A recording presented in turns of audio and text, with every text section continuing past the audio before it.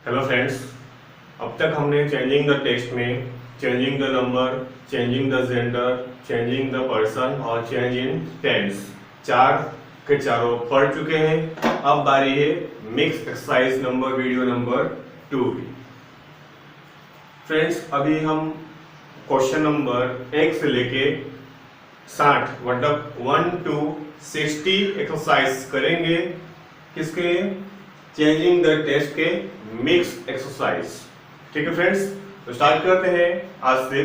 पहला question, the robots obey the master, they never question his order, the master give rewards to his robots, they never disappoint him. अब यहाँ पे बोला गया है कि स्टार्ट लाइक दिस, के यहाँ पे द रोबोट्स ओबेड। ठीक है, देखिए यहाँ the robots obey the master, इसका मतलब क्या है कि रोबोट जो है मतलब यंत्र मानव, वो अपने मास्टर की अवज्ञा नहीं करता है। दे नेवर क्वेश्चन हिज ऑर्डर, और वे कभी अपने मास्टर के आदेश का उल्लंघन नहीं करते हैं। The master give rewards to his robot, जिससे कि मास्टर उनके रोबोट को इनाम देता है। और दे नेवर डिसअपॉइंट हिम, और वे कभी अपने मास्टर को निराश नहीं करते हैं। तो हमें लिखना है कैसे? The robots obeyed. अब देखिए यहाँ पे ओबे लिखा है, मतलब यहाँ पे सिंपल प्रेजेंट टेंस है, लेकिन यहाँ पे क्या लिखा है? ओबेड, मतलब वर्ब का सेकंड फॉर्म हो गया, तो ये हो गया सिंपल पास्ट टेंस। मतलब यहाँ पे ऐसा इनडायरेक्टली बोला गया है कि सिंपल प्रेजेंट टेंस को चेंज करना है सिंपल पास्ट में। तो स्टार्ट करते हैं फ्रेंड्स, लिखते हैं आंसर में द रोबोट्स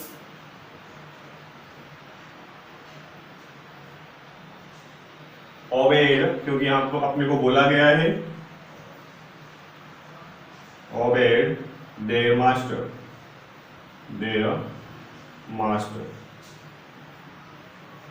फुल स्टॉप। उसके बाद दे नेवर क्वेश्चन। अब देखिए यहाँ पे क्वेश्चन लिखा है, इसका मतलब यहाँ क्या है? वर्ब का फर्स्ट फॉर्म है, हमें वहां करना है सेकेंड फॉर्म, तो आएगा क्वेश्चनड। ठीक है, लिखेंगे दे नेवर क्वेश्चन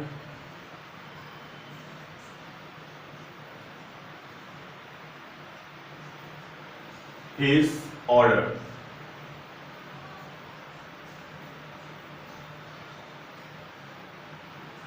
फुल स्टॉप। उसके बाद द मास्टर गिव, देखिए यहाँ पे वर्ब का फर्स्ट फॉर्म है, यहाँ भी हमें करने पड़ेगा वर्ब का सेकेंड फॉर्म। तो देखिए द मास्टर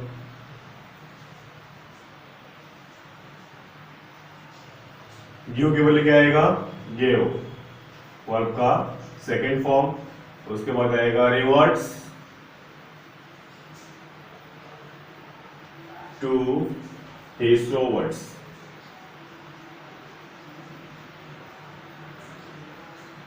फुल स्टॉप। उसके बाद दे नेवर डिसअपॉइंट, डिसअपॉइंट का क्या आएगा? सेकंड फॉर्म, यहाँ पे दिया है फर्स्ट फॉर्म, हमें लिखना है सेकंड फॉर्म। लिखेंगे यहाँ से दे नेवर डिसअपॉइंटेड,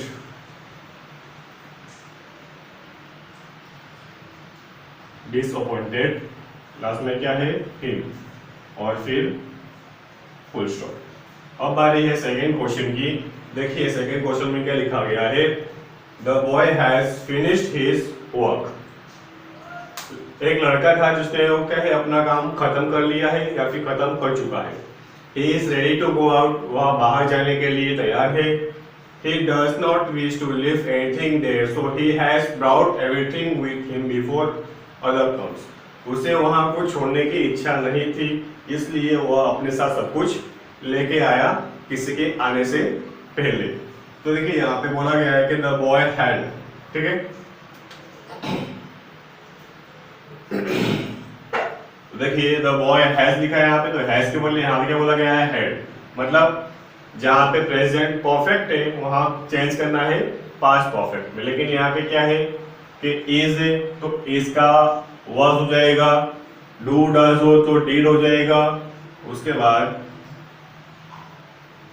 हैज हो तो हैड हो जाएगा, बस हमें इतना ही चेंज करना है। तो आंसर में लिखते हैं फ्रेंड्स, द बॉय, यहाँ पे हैज था लेकिन हमें कैसे बोला गया है कि जहां पे प्रेजेंट हो वहां पे हमें पास कर देना है। तो हैज का क्या हो जाएगा, हैड, प्रेजेंट परफेक्ट है, चेंज होगा पास्ट परफेक्ट में, उसके बाद लिखेंगे finished his work, full stop. उसके बाद ही, अब यहाँ पे है प्रेजेंट कंटिन्यूअस का हेल्पिंग ऑफ, तो यहाँ पे आ जाएगा पास्ट कंटिन्यूअस का हेल्पिंग ऑफ, सब्जेक्ट के हिसाब से ही है तो इसके हिसाब से यहाँ पे आएगा वर्स। उसके बाद लिखेंगे रेडी टू गो आउट, बाद में फुल स्टॉप। उसके बाद ही, अब यहाँ पे डू डज हो तो वहां पे क्या आएगा, सिंपल प्रेजेंट का helping of A do does और सिंपल पास्ट का हेल्पिंग ऑफ ए डिड, चाहे फर्स्ट पर्सन हो, सेकंड पर्सन या फिर थर्ड पर्सन, क्या आएगा डिड। डज के बदले यहाँ पे लिखेंगे डिड। उसके बाद not wish to, not wish to leave anything,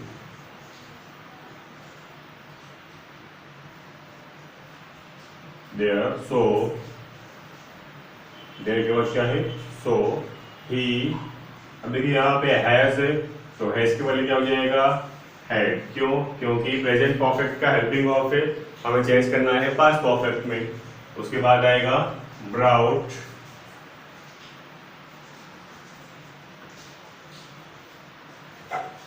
everything,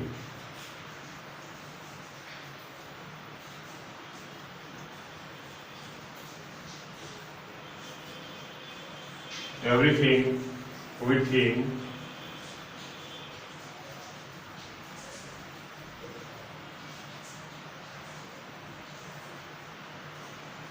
before other।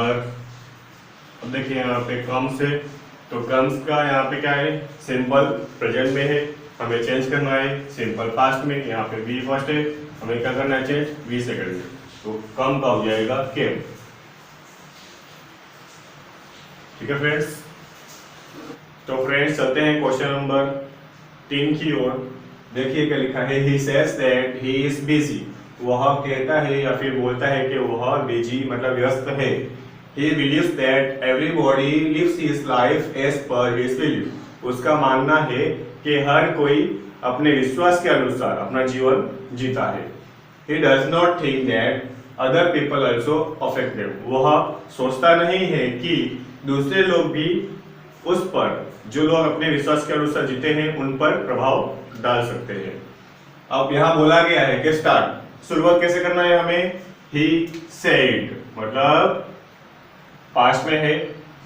अब देखिए हमारा स्टार्टिंग में क्या था, ही सेज, ठीक है, ही सेज था और यहाँ पे है ही सेड, मतलब ऐसा बोला गया है कि जहां प्रेजेंट में हो उससे हम बदलेंगे पास्ट में, बराबर। तो कहाँ कहाँ लिखते हैं, सेज, फिर यहाँ भी चेंज होगा, इज है, बिलीव्स बी फर्स्ट के साथ यहाँ पे ही चेंज होगा, उसके बाद यहाँ भी चेंज होगा, फिर डज के हिसाब से यहाँ चेंज होगा, also अफेक्ट। तो देखिए 1 2 3 4 5 6 जगह हमें चेंज करना है, जहां पे प्रेजेंट है वहां हमें पास्ट लिख देना है। देखिए he says that he is busy, तो यहां बोलेंगे he said that he was busy. क्या लिखेंगे आंसर में फ्रेंड्स, तो चलो स्टार्ट करते हैं answer. He said that he was busy,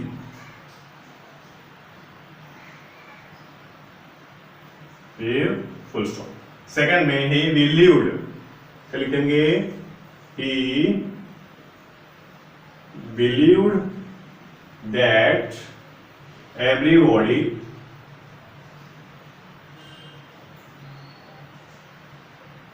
ठीक है, एवरीबॉडी लिखे। उसके बाद लिव से तो क्या लिखेंगे यहाँ पे, lived his life as per his belief.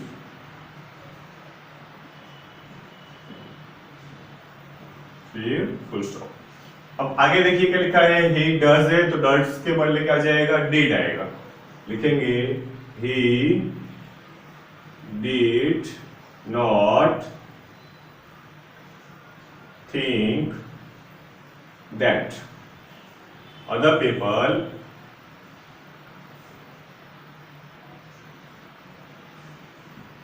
also affected। जहां प्रेजेंट में हम चेंज करना है पास्ट में, यहाँ पे है वो वी का फर्स्ट फॉर्म तो आएगा यहाँ पे सेकेंड फॉर्म। लिखेंगे affected them। तो फ्रेंड्स ऐसे करना है, पहले तो हमें देखना है कि क्या बोला गया है, उसके आधार पर हमें कहां कहां चेंजेस करने हैं, क्वेश्चन के ऊपर ही हमें पेंसिल से या फिर पेन से अंडरलाइन कर लेना है। फिर हमें एक बार और देखना है कि मतलब कहीं कुछ छूट रहा है या नहीं, उसके बाद हमें आंसर लिखना है। उसके बाद लास्ट जो स्टेप है, एक बार आंसर को चेक करना है कि सब कुछ पास्ट में दिया है। अगर क्वेश्चन में आंसर बनाना है तो सब कुछ पास्ट में होना चाहिए, प्रेजेंट में लिख रहा है। चेक करते हैं, he said that he was busy। वह बोला कि वह व्यस्त है। he believed that everybody lived his life as per his belief। वो माना था कि उसका मानना था कि लोग अपने विश्वास के अनुसार अपना जीवन जीते थे। सब कुछ पास में है। he did not think that other people also affected them। वह सोचा नहीं कि दूसरे लोग भी उसके ऊपर प्रभाव डाल सकते थे। तो सब कुछ यहाँ पे पास में है, मतलब आपका आंसर सही है। अब चलते हैं क्वेश्चन नंबर 4 की ओर। Riya had completed her work before you came. तुम्हारे आने से पहले रिया ने अपना होमवर्क पूरा कर लिया था, या फिर तुम आओ उससे पहले रिया ने अपना होमवर्क पूरा कर लिया था। She had already submitted her assignments in time। और उसके जो असाइनमेंट्स है वह पहले ही समय पर जमा करवा दिए।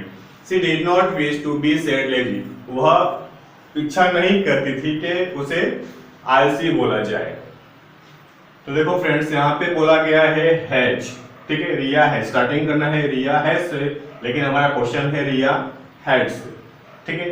मतलब जहां पास्ट है हमें उसे बदलना है प्रेजेंट में। हेड का हैज हो गया, वैसे यहाँ पे देखेंगे कि कहाँ का हमें चेंज करना है। तो had completed her work before you केम। अब यहाँ पे भी हमें प्रेजेंट में चेंज करना है। सी हैड, तो यहाँ पे भी चेंज करना है। Already submitted her assignments in time. She did not, यहाँ भी चेंज करना है। To wish to be said lazy. तो फ्रेंड्स याद रखिए, सेड भले ही है, लेकिन आप लोग ये सोचते हो कि चलो वहां भी चेंज करना है, लेकिन ये आपकी गलती है। देखिए, अगर यहाँ पे कोई वर्ब का सेकंड फॉर्म हो, उससे पहले टू बी का रूप हो, तो इसमें नो चेंज, ठीक है। तो यहाँ पे सेड का हम चेंज नहीं करेंगे। स्टार्ट कर दे answer. Riya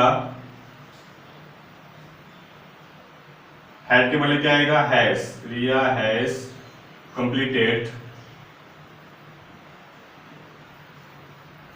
her work before you. अब यहाँ पे देखिए के में तो क्या हो जाएगा, कम लिखे। उसके बाद सी, अब यहाँ पे देखिए हैड है तो हैड क्या हो जाएगा, हैज ऑलरेडी लिखे। उसके बाद सबमिटेड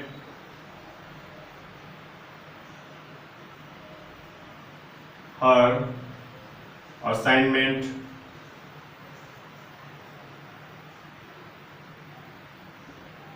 इन टाइम, ठीक है। सी डिड नॉट है तो यहां पे हो जाएगा does not. She does not wish to be said lazy.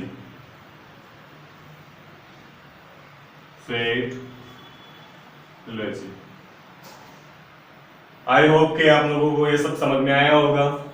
अगर फिर भी समझ ना आया हो तो यू कैन कमेंट